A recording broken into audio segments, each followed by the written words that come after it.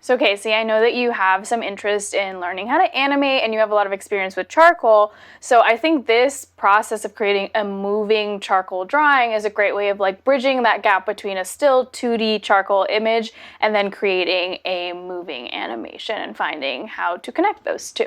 Animation has definitely always been an interest of mine. I remember when I was a kid, I was fantasized that that's what I would do for a living. It's something that I don't really have any real experience with. Totally, and I think this is a great exercise for that because it focuses less on the drawing or the final product and it's more about just like figuring out how to transition from the drawing to be the like moving image. I have this idea in my head of animation as being something I need a real elaborate setup for, or animation programs on my computer, starting with charcoal, which is something that I have a lot of experience in. I'm definitely comfortable with it, and so I think this is a great place to start. When you're trying something new, it's always great to start with something you know and then tacking on a new skill to it. So for you, you're really good at charcoal and then we're adding on this like moving element to it. And I think another benefit to this process of learning animation is you really don't need that much. What you would add on to just doing a traditional charcoal drawing is just the use of a smartphone or a way to capture each frame. The gratification of seeing your film is really instant. You have the phone, you take the images, and then kind of immediately you can see the film that you made. Yeah, the instant gratification thing is appealing because whenever you learn anything new, it's really scary. Yeah. And so if you have like validation immediately to know you're on the right track, that's awesome. And also I think when I talk about animation, a lot of people immediately think digital because so much of the animation you see in mainstream media is digital animation. It's really good to always start working with your hands and being really tactile in 2D and then moving on to computer or digital. This is a really good way of just training your body to understand animation. And then later on, if you want to incorporate any sort of like digital tools or computer technology, I think that's a good way of moving on.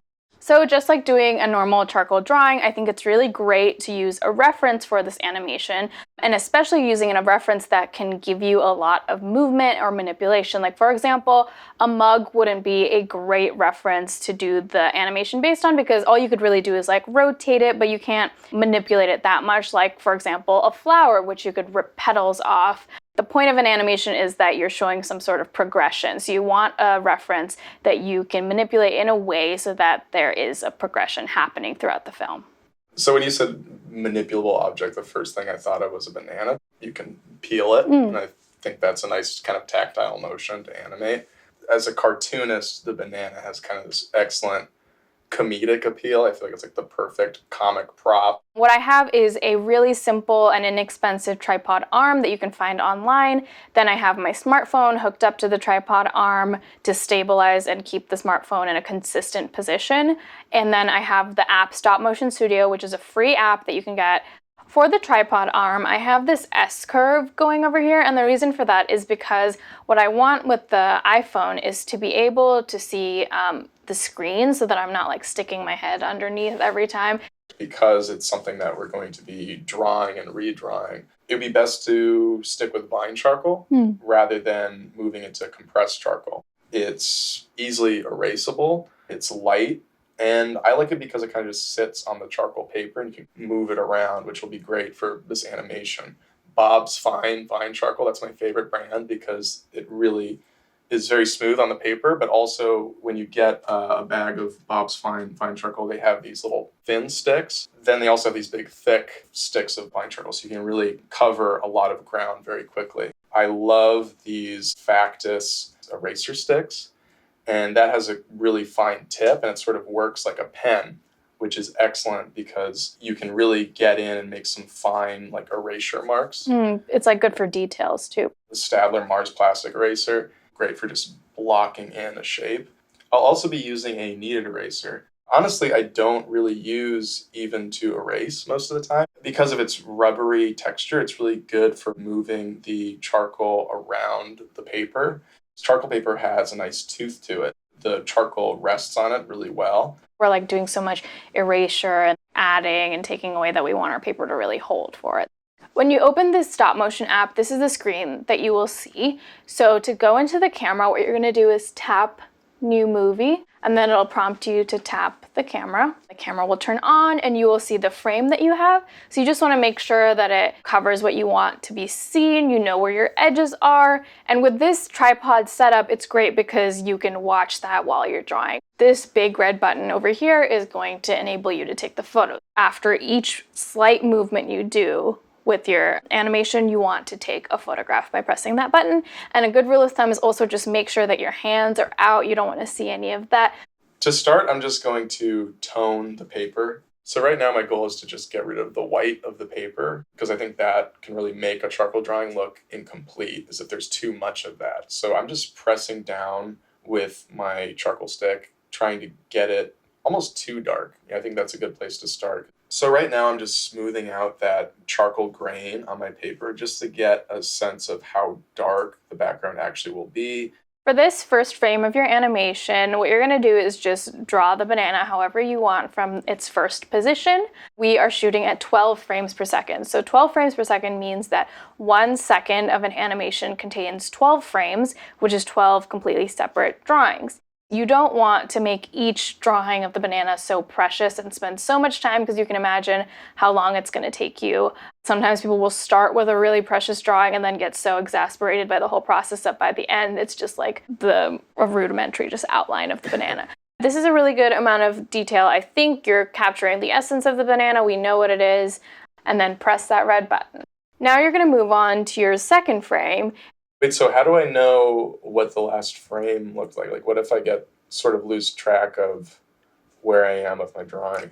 There is a function in this app, you'll see right over here, and it is called onion skin. So what this enables you to do is you'll notice right now this is pulled all the way up, and that means you're just seeing the frame that you're working on. So it's just a live view.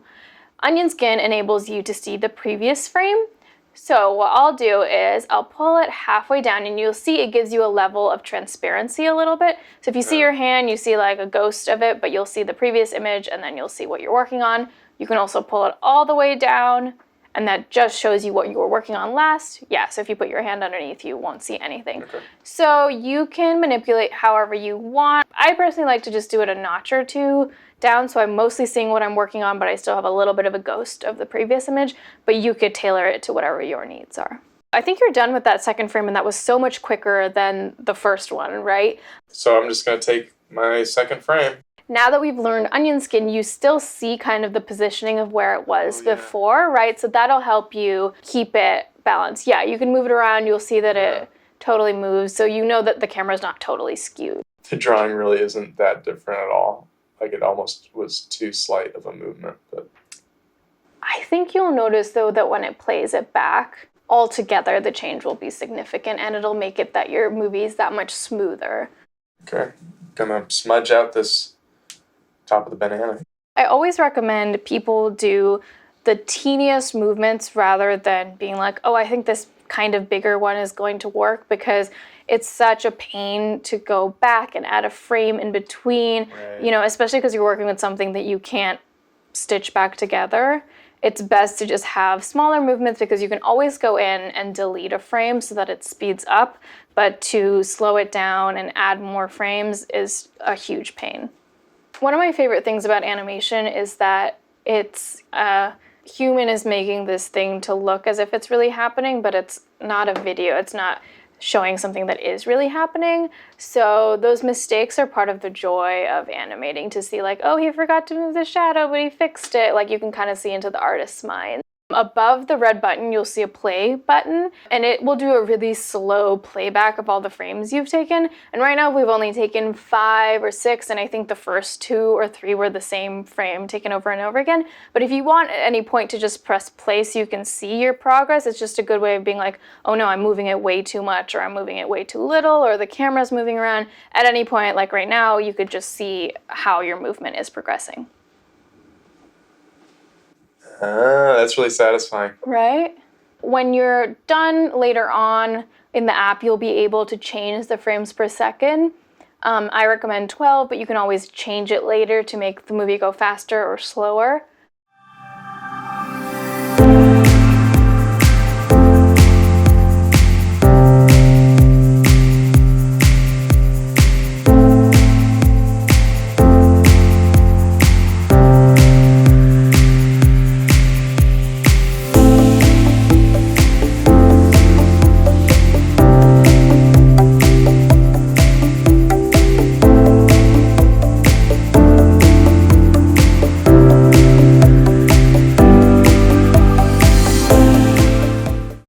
your animation is done, but there are a couple more things you could do to make your animation exactly what you want. When you hit the back button, it takes you to this screen, and this is like an editing screen. So let's say you're watching your animation and you notice that there's a weird pause in the timing. That might mean that you have 2 repeated frames or 3 repeated frames.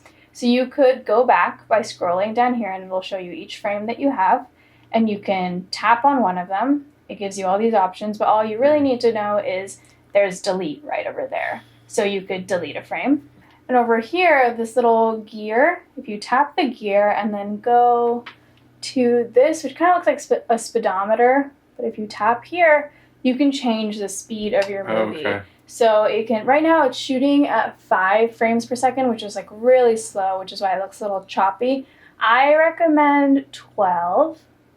So you can scroll until it says 12 frames per second, tap out, or no, hit done, and then you can press play and see if you like it better at that speed, so it's a bit smoother. There it is. You can play around in the editing panel, and then you can hit this plus.